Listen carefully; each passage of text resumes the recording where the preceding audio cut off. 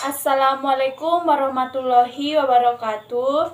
Pertama-tama di sini saya akan membuat video presentasi sesuai dengan tugas mata kuliah Filsafat Pendidikan dengan dosen pengampu Bapak Abdi Tanjung SPD MM. Di sini kami dari kelompok yang bernama 1. Listi Aulia Siregar MPM 20140013 dengan saya sendiri. Yang kedua, Putri Indah Tanjung MPM 20140014. Yang ketiga, Nona Padang Polak Harahap MPM 20140113.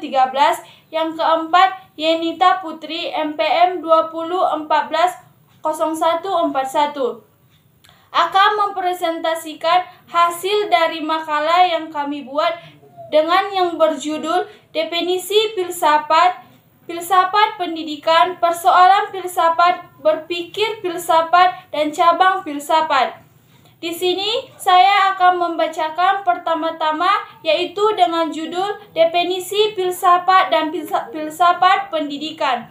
A. Filsafat Pendidikan. Pengertian filsafat pendidikan merupakan pengetahuan dan penyelidikan dengan akal budi mengenai sebab-sebab, asas-asas, hukum, dan sebagainya daripada segala yang ada di dalam alam semesta maupun mengetahui kebenaran arti adanya sesuatu.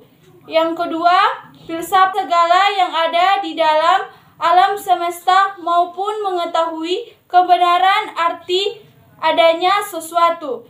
Yang kedua, filsafat pendidikan. 1. Pengertian filsafat pendidikan merupakan ilmu filsafat yang mempelajari hakikat pelaksanaan dan pendidikan.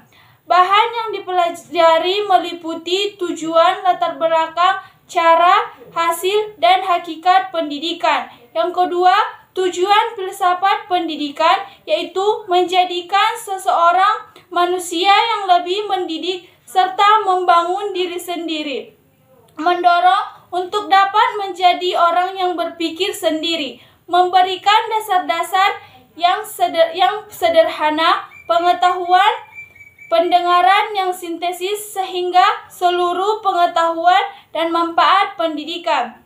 Filsafat pendidikan adalah muara ide dari berbagai kebutuhan umum pendidikan seperti mempelajari dan berbagai aspek lainnya.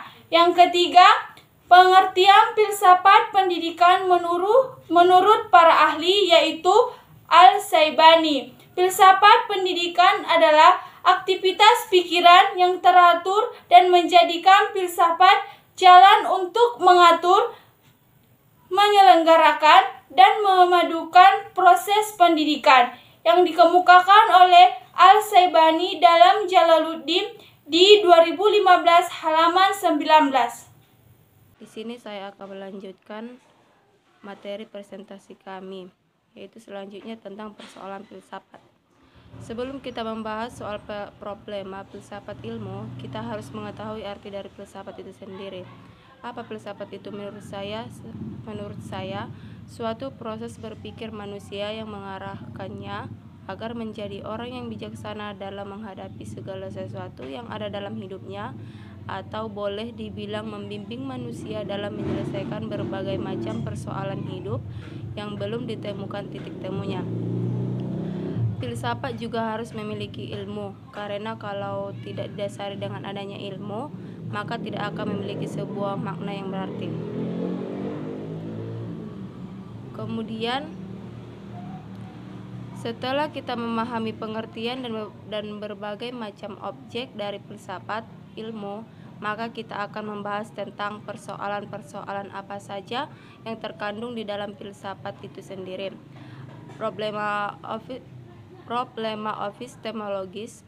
Problema ini membahas tentang teori pengetahuan yang bersifat sesuai dengan kenyataan yang telah ada. Yang pertama yaitu problema meteologis. Problema ini membicarakan tentang sebuah metode atau cara apa saja yang telah kita lakukan dalam mencari ataupun memperoleh sesuatu ilmu pengetahuan. Yang kedua yaitu problem metafisis. yaitu problem ini membicarakan tentang segala sesuatu yang berkenaan dengan alam, namun sifatnya tidak nampak. Misalnya, kita pasti pernah memikirkan bagaimana Tuhan kita menciptakan segala sesuatu yang ada di muka bumi ini. Hal semacam ini pula yang pernah dipikirkan oleh seorang ahli filsafat yang bernama Deleuze. Yang ketiga, problema logika. Problema ini berkenaan dengan cara kita memproses atau mengartikan suatu ilmu pengetahuan yang dilakukan secara sadar, sehingga kita bisa mendapatkan sesuatu kesimpulan yang bisa ataupun benar. Yang keempat, problema etika. Problema ini menyangkut tentang bagaimana cara kita menyikapi berbagai macam perilaku-perilaku pada manusia, yaitu bermacam-macam perilaku baik buruknya manusia.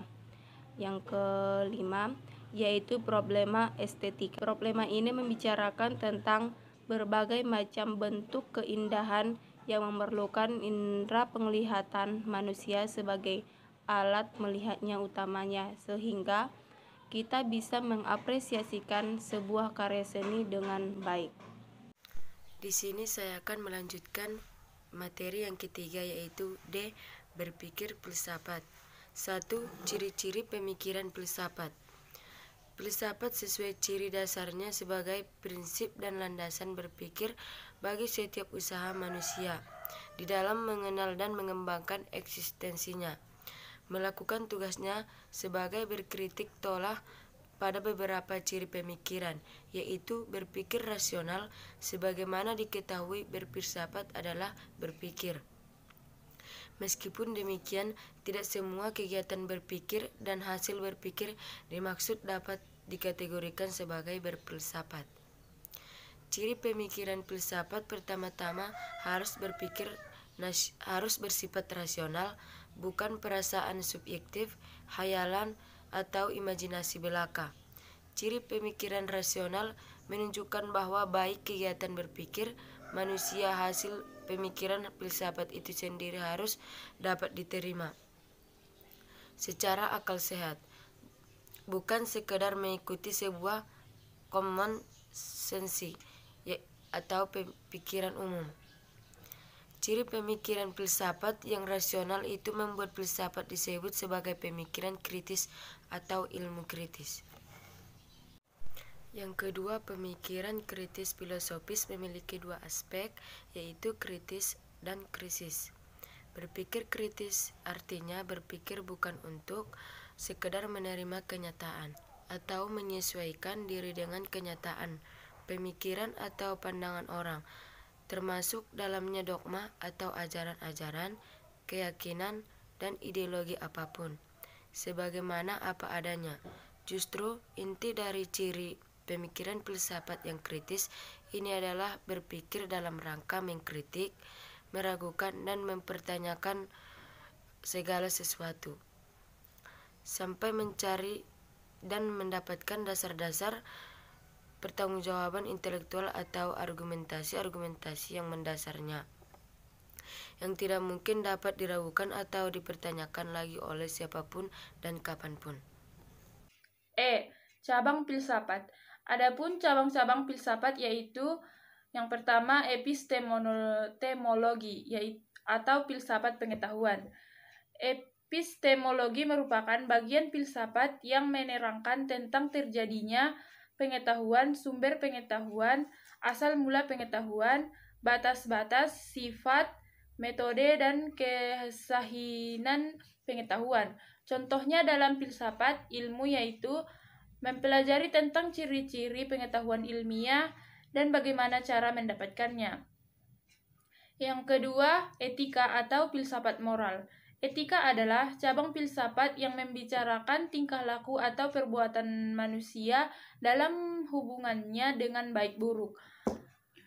Etika dapat membantu kita mengetahui dan memahami tingkah laku apa yang baik menurut teori-teori tertentu. Jadi objek material etika adalah tingkah laku atau perbuatan manusia yang dilakukan secara sadar dan bebas. Objek formal etika adalah kebaikan dan keburukan. Yang ketiga adalah estetika atau filsafat seni. Estetika merupakan cabang filsafat yang membicarakan tentang keindahan. Objek dari estetika adalah pengalaman akan keindahan.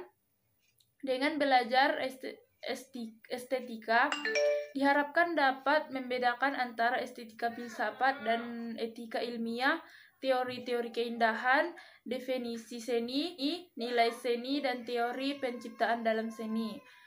Dan yang terakhir adalah metafisika, merupakan cabang filsafat yang membicarakan tentang ada. Metafisika membicarakan sesuatu yang baik yang tampak. Dalam belajar metafisika, maka seseorang akan mengenal Tuhannya. Contoh persoalan metafisika antara lain, apakah ruang dan waktu itu, manusia sebagai makhluk bebas atau tidak bebas?